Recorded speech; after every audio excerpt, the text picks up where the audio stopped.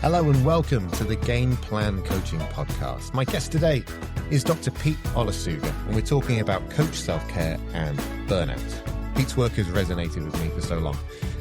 These aren't abstract ideas. There's so many coaches across the country, across the world. These are a lived reality. Lots of coaches running on empty with little access to support, whether that's personally or across the coaching system. This felt like a really important conversation to have because coaches can only do much for themselves, and I think it's an important listen. If you're a coach who's struggling to deal with stuff, but also if you're somebody who designs systems which deploys and employs coaches, how can you create the conditions for coaches to be at their best and sustain their life in sport? Pete is a senior lecturer in psychology at Sheffield Hallam University, a Chartered Psychologist too at the British Psychological Society, and his career has been around studying stress and burnout and well-being in high-performance sports and coaching. His PhD on stress and coping in elite coaching won the Association of Applied Sport Psychology Dissertation of the Year Award in 2012. And if you haven't heard it already, Pete hosts his own podcast, 80% Mental, which is well worth a listen. So, two things that really stood out to me in my conversation with Pete. Number one, the superhero complex. So this obsession that so many coaches may have with taking on too much, saying yes, giving everything, and never stopping. Does that sound familiar to you? And the other, recognizing that burnout isn't a you problem. Pete highlights that burnout is a perfectly normal response to an environment that's demanding too much. And I've got a personal connection to this episode. I've personally had some challenges over the last 18 months with my own health, from being on a coaching trip in Africa and being told by an African doctor I was going to lose my leg or lose my life because he feared I had sepsis in my knee. Thankfully I didn't, but antibiotics got to the heart of it. 6-7 months ago, I talked about this in the episode, how I definitely suffered extremely case of burnout and found myself in hospital needing to rest and recover. And just 2 weeks ago, a challenge which I'm still working with was sudden sensorineural hearing loss, which effectively means I've completely lost all the hearing in my left ear. I'm profoundly deaf on my left-hand side. I'm going into hospital for a procedure to try and recover some of my hearing, and at the moment trying to adapt to experience the world around me in a different way with less than 50% of what I would normally hear, which is a challenge. Your health is your wealth, as they say. Couldn't feel more true at the moment. So whoever you are, wherever you coach, you're a person before you are a coach. So consider this episode, think about it, and think about what changes, small or big, you can make to your coaching lifestyle to make sure you can keep at this for as long as you want to. So here we go. Here is the next episode with Dr. Pete Olusoga.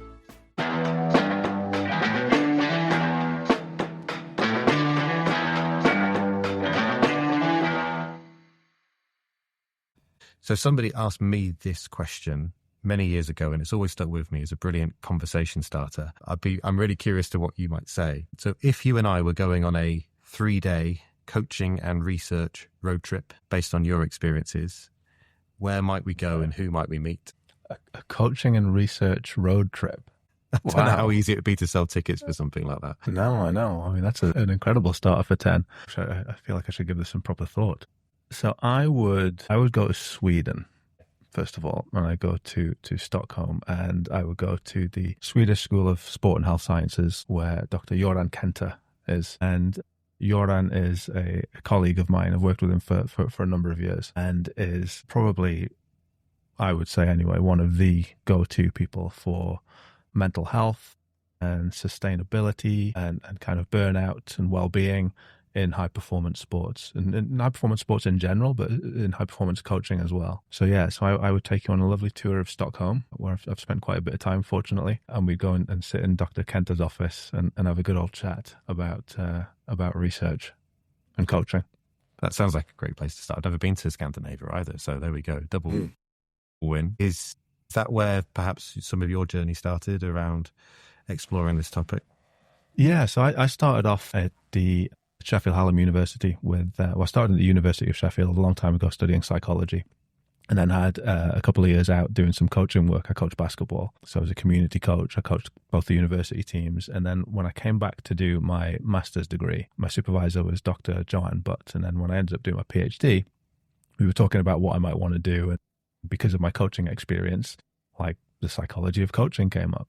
Fast forward a couple of years, I'm presenting at a conference, and Joran comes up to me after my presentation. I presented one of my PhD studies and said, "Oh, you should come over to Sweden sometime and talk about your research." And I was like, "Yeah, okay, whatever." And then again, fast forward another year or so, and I'm there in Stockholm presenting my research at his university. So that's kind of where our relationship started, and we've been sort of working together on research ever since. So we spent a couple of days in Stockholm with Joran. Where are we off to next? Where would we go next? We would probably go over to West Virginia University. And again, another colleague of mine who I've been fortunate to work with, Dr. Kristen Diefenbach, who is, she was a cycling coach and a researcher, an excellent researcher in the psychology of coaching. And again, I've had the good fortune to do a little bit of work with Kristen. But yeah, fantastic researcher, fantastic human being. So we'd spend a couple of days, again, talking all things about coaching, pedagogy, and coaching science. And we get some really great insights. And I've never been to West Virginia either, so it'd be good to go there. Okay. No, so this isn't a place you've really visited. This is somewhere. No, I've not been to this one. Yeah, absolutely. You mentioned pedagogy, right? For some coaches listening to this, that might be a word that just feels a little bit discombobulating. The word discombobulating isn't a good word to use. Right? Someone might not understand what it means, but like in simple terms, how does pedagogy live in the life of a coach? I suppose it's essentially, I guess you'd probably define it as the science of teaching, knowing like how to teach, how to coach.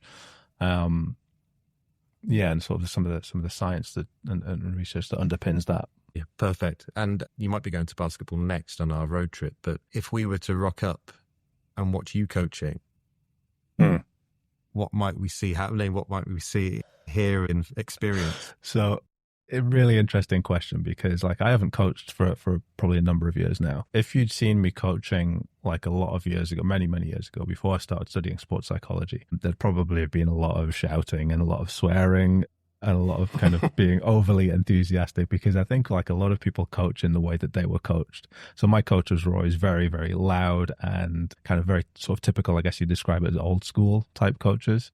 But I guess, my study of psychology and the psychology of coaching more generally, you'd probably see me now being a lot more laid back, a lot more allowing, I guess, my players to discover their own solutions to things. I think a lot of the best coaches in basketball do that, rather than, when things start to go wrong, calling a timeout, here's what I want you to do, here's how you solve this problem. Just kind of letting people work through it and understanding that the athletes very often have their own solutions. They're in there somewhere. And just giving them the sort of time and the space to be able to come up with those solutions, I guess. So yeah, you'd see a very different coach now to what you would have done, 20 years ago. I've spoken to a few coaches recently, some on the podcast, some just in day-to-day work.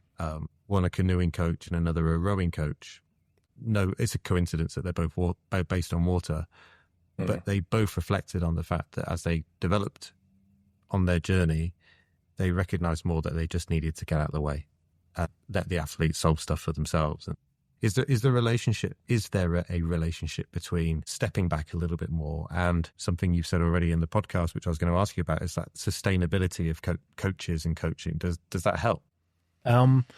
So I honestly, I don't know if there's research into this sort of thing, but I guess, lots of my research is on coach burnout, and burnout is obviously a response to chronic ongoing stress. So if you're the sort of coach who is chronically stressed, high blood pressure, always shouting, screaming, just kind of like very, very stressed about everything, that's not really a sustainable way to do it, because the stress is just going to build and build and build. And unless you've got those sort of escape valves and sort of ways of dealing with that, you're going to come unstuck pretty quickly, I think.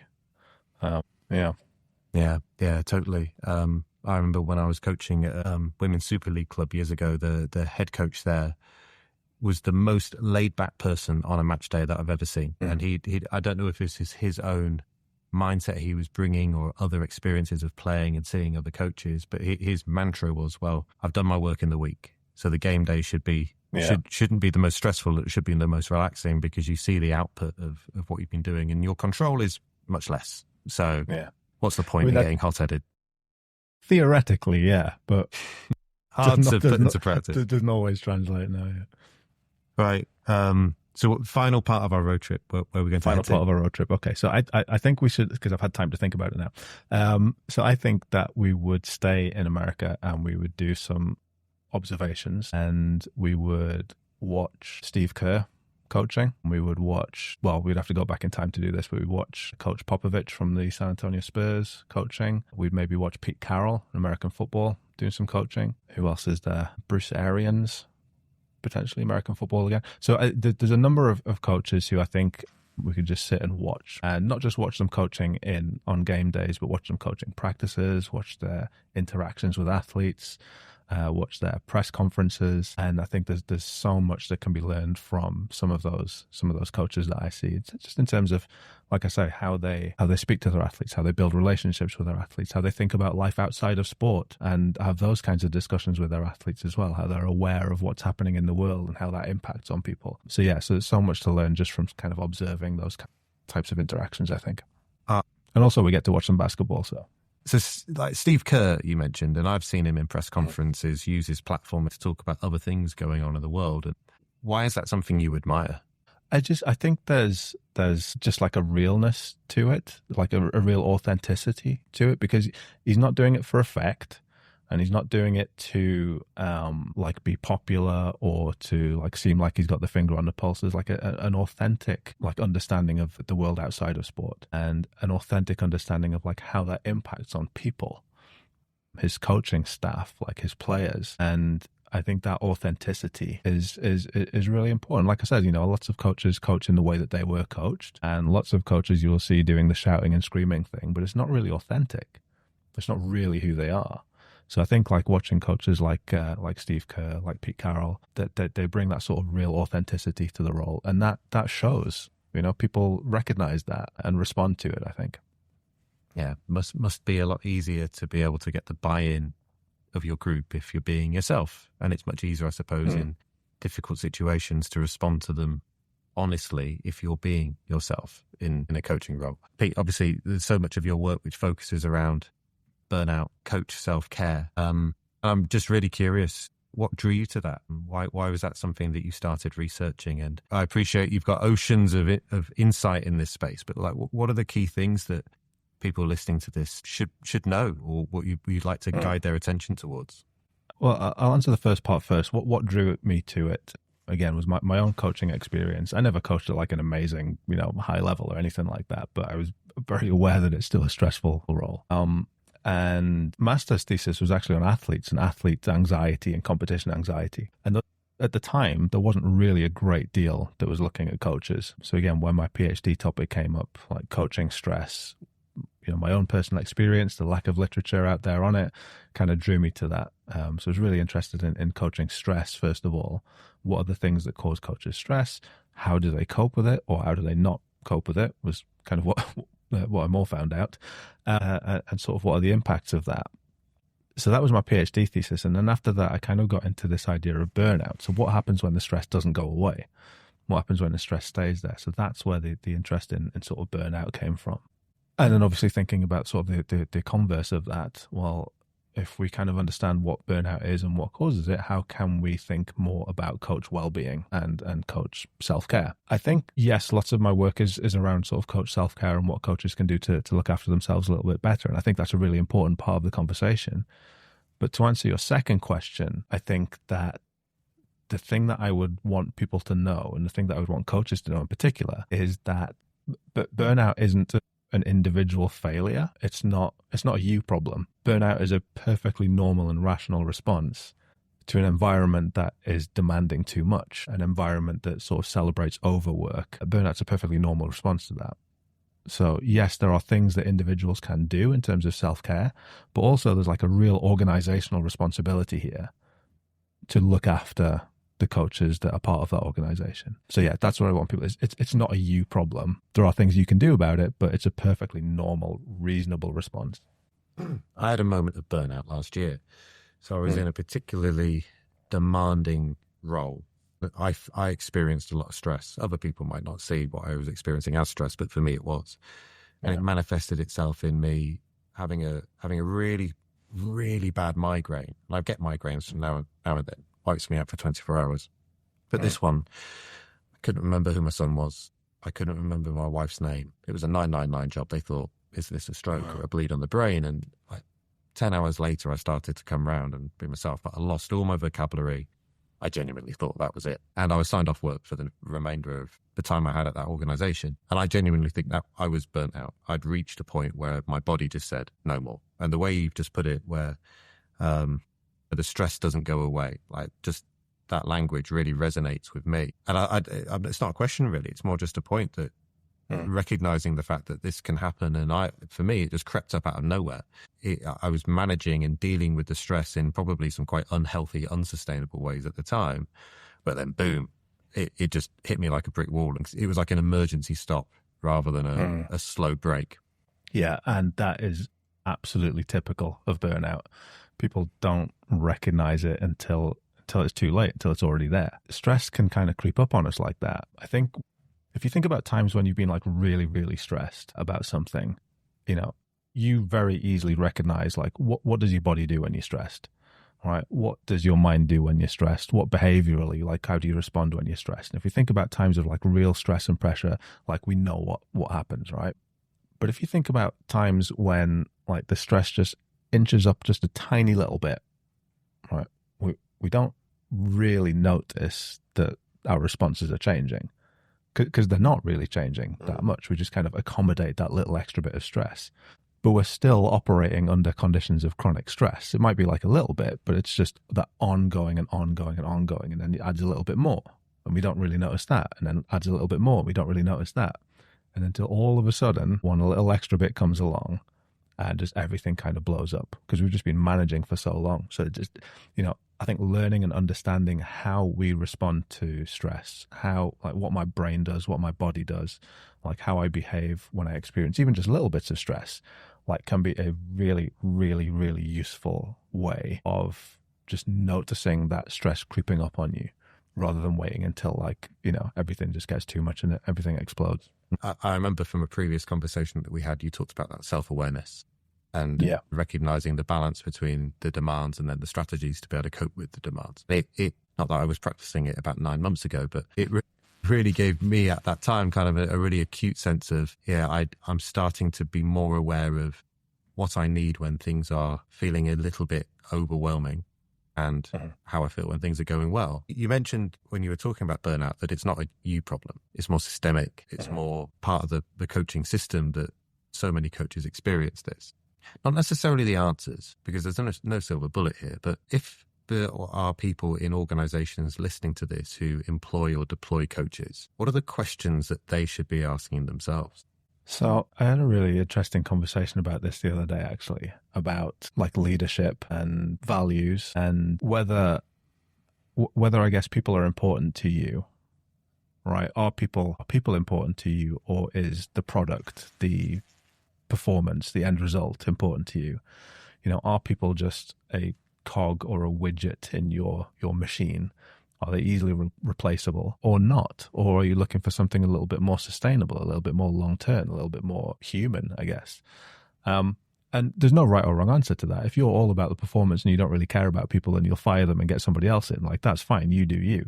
But just be honest about that. But if you're not okay with that, if like that doesn't sit with your values as a leader or your values as an organization, then the way that you look after people or the way that you treat people in that organization should match those values. So for me, it's about asking yourself like that question, what are the values of this organization? What are the values of me as a leader? Do those things match? And do our behaviors, policies, the way that we treat people, like, does that match what our values are as an organization? I guess that's what I would get people to sort of consider, really. Big questions, really, that I suppose then cascade down into kind of some of then the more minute detail of then like how coaches go about their work and what systems in place for them. And I know with what you do outside of the university, you're supporting that cultural change within organizations. Have you seen, and you don't have to name any particular places, but have you seen organizations make real shifts in the way that they do things from some of the work that you've done with them? I think there's like a genuine appetite to consider mental health and to consider well-being like more seriously in a lot of organizations. There's like a genuine desire and a genuine appetite to do that, whether that is for appearance's sake or whether that's for actually making some significant changes. I don't know. That's down to them. But yeah, there's a few organizations that I work with that are really keen on making substantial changes, increasing like the amount of resource that goes into coach mental health. But yeah, I think there's definitely like a genuine appetite for it.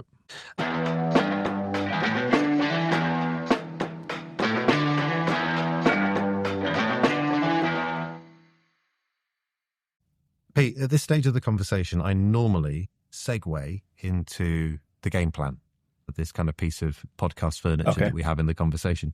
But before I do that, I'm going to ask you a slightly different question, because you've got your own podcast, 80% Mental. It's got vast listenership and so many brilliant episodes. I was just scanning through your back catalogue before we started recording tonight. What's your favourite episode? That's a really good question. There's so many. I've thoroughly enjoyed doing that podcast, and it's been, amazing. I've learned so much just from speaking to some like really, really incredible people. There's a couple that stand out. The Olympic review episodes are always fun, just because I get to do that with my my co-host Leah, and we just kind of talk about the Olympics for a couple of hours. What has stood out? I did an episode on like retirement, like the end, like transitioning out of sport, last series with Dr. Kenza Gunter and Jamila Weidman from the NBA. And it's just like a really thoughtful and insightful and I guess like compassionate discussion about like athletes and coaches like coming to the end of their careers, either through injury or through deselection or being fired, and kind of what that means for people and their identities and like how they might manage that stuff. So yeah, I really enjoyed that episode. Like there's a lot of thoughtful insights in that thing. That must be, and people obviously should go and listen if they're interested. But that must be a really challenging shift of identity for athletes moving out of something that they've spent so much time in. For my early months working in gymnastics, someone said to me actually, if gymnastics was easy, they'd call it football, because of the sheer amount of time that people are spending in the gym. And I just, it's astounding, like from such a young age, what the commitment levels look like. And it really compounded for me this idea of like, your identity is so tied up in being an athlete. Moving away from that must feel really alien, must feel really strange. And in some cases, probably very difficult to come to terms with that transition.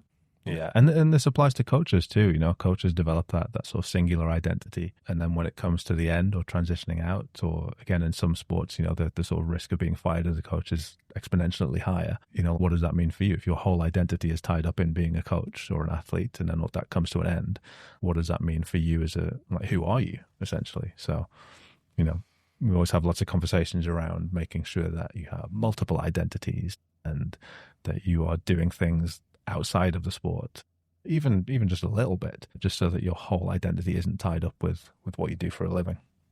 On a previous episode of this, I was talking to a person called Pete Sturgis, who's a fantastic youth football coach, worked for many years at the FA, and Pete was saying more experienced coaches who have been in the game for a while, he was encouraging them to think about how do they support the next generation of coaches coming through, giving something back, becoming a mentor, even if that's just informally, and being somebody that others can lean on within their own environment. And it took my mind actually off to there's a theoretical framework called the Bacana two-loop model, which is effectively about system change and one system fading and a new system emerging.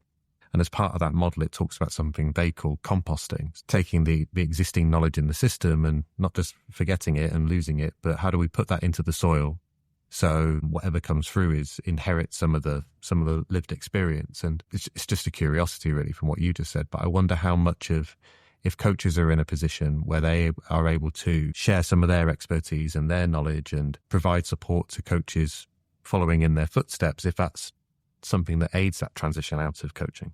Yeah, I think like having those sort of mentors, people who've been there and done it and have been through that experience and, know what the pitfalls are, know what the kind of dangers are of being in that position. Having somebody who's done that, like you said, kind of guide that transition, I think is invaluable.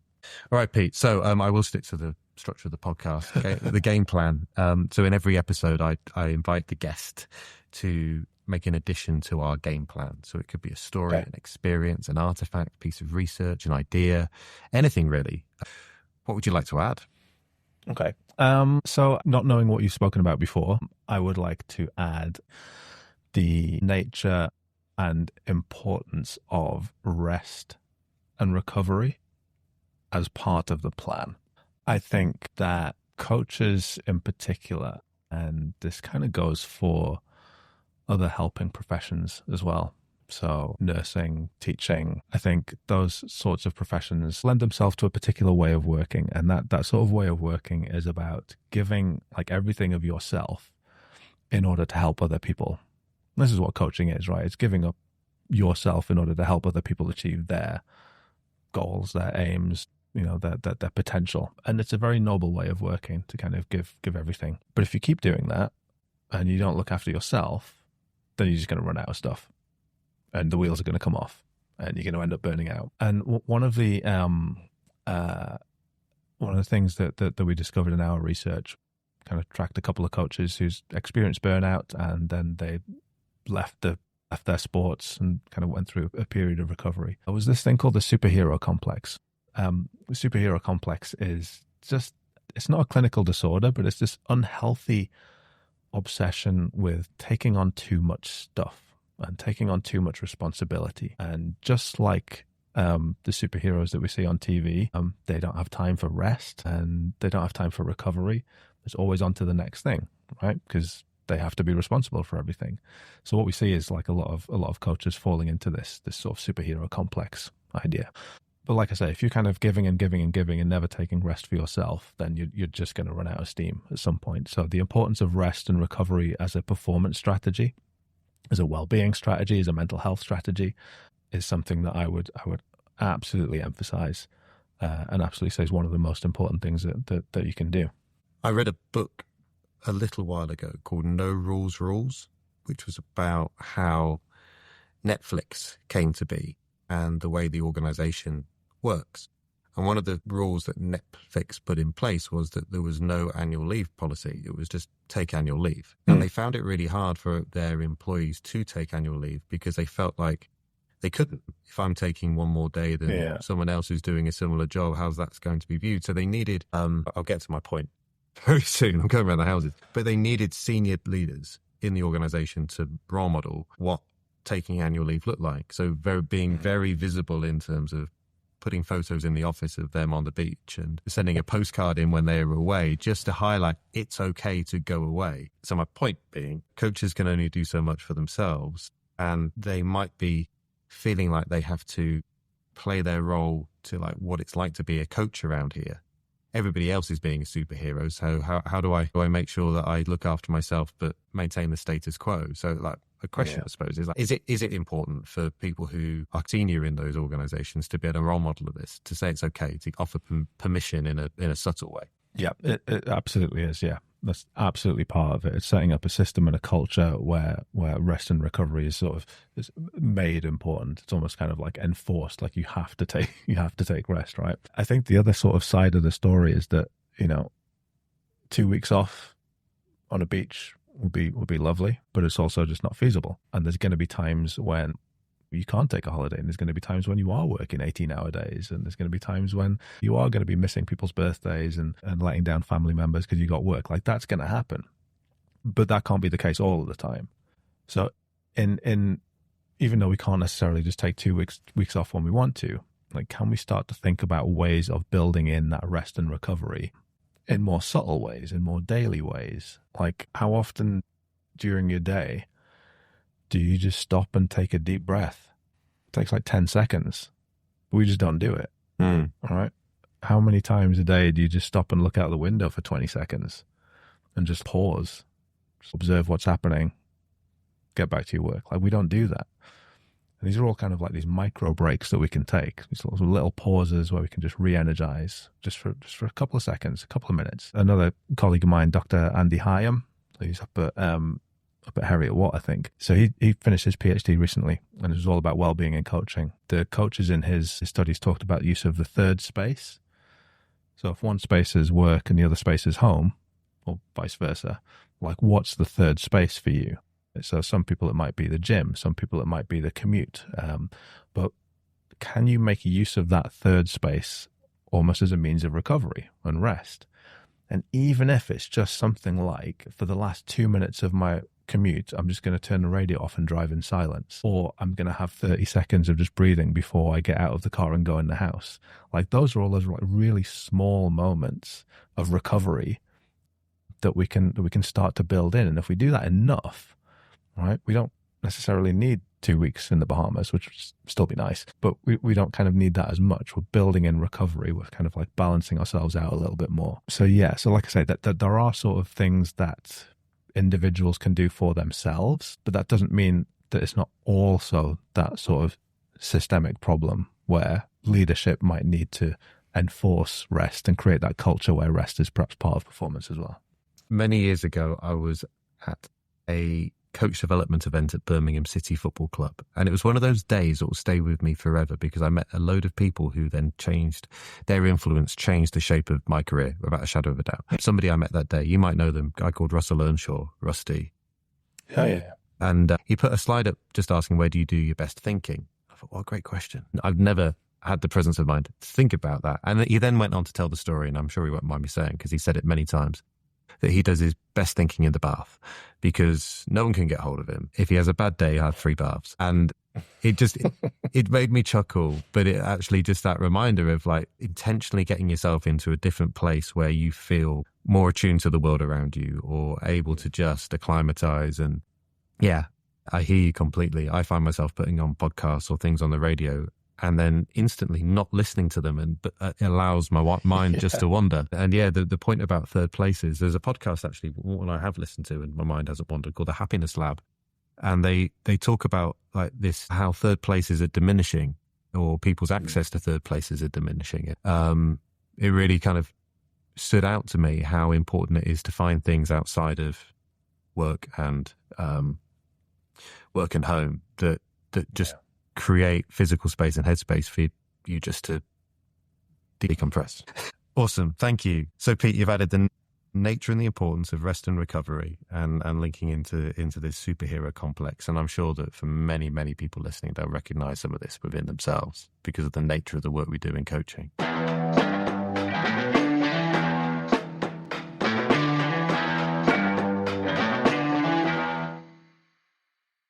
So final part of our conversation. I know that the listeners to this appreciate tangible stuff they can go and try out. So I always frame this as like our game-changing advice, which coaches might want to try and apply. They might want to edit it based on the context that they're working in, because there's not necessarily a copy and paste in coaching. Or it might be an idea that they just reflect on and pause on and think about for a while before they bring it into action. It's really simple. It's a really simple bit of advice. Just slow down. Slow down, slow everything down. Take pauses, slow down your thinking. Start to use that slowing down to maybe do a bit of noticing. So again, noticing your own stress responses, noticing your behaviors, noticing like what your mind's doing, what your body's doing. And then that slowing down means you get to access that choice point. That doesn't sound right. So when the stress is building up, rather than just reacting, slowing down enables us to respond to stress rather than react to it. That slowing down, like I say, enables us to develop our self-awareness. That slowing down enables us to engage in a little bit more rest and recovery, those small moments. So yeah, it's a really simple thing, but it allows us to do so much, I think, and that is just slow down. There must be a physiological as well as a psychological response to doing that. Yeah, there is, there's some research around like slowing down your breathing and even just like a few minutes of slowing down your breathing to like, I think it's around 10 breaths per minute counts as slow breathing, but I think you can slow it down to probably like 5 or 6 is like really slow.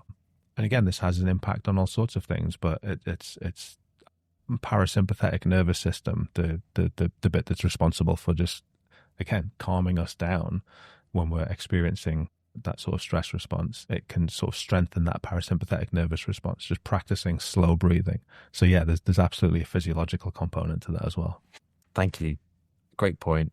I've got one final question, and I appreciate this could be a whole other conversation, but whatever kind of comes to the front of your mind. And you mentioned earlier on in the conversation that some of your master's research was around athlete anxieties, around competition. And I've been thinking a lot recently about how the realities of the coach and the athlete are so intertwined. The energy that a coach brings ultimately has an impact on the experience of the athlete taking part, and vice versa. Has any of your research pointed towards like the relationship between coach and athlete and how they can support each other in reducing or adding to the anxiety around like those high pressure moments?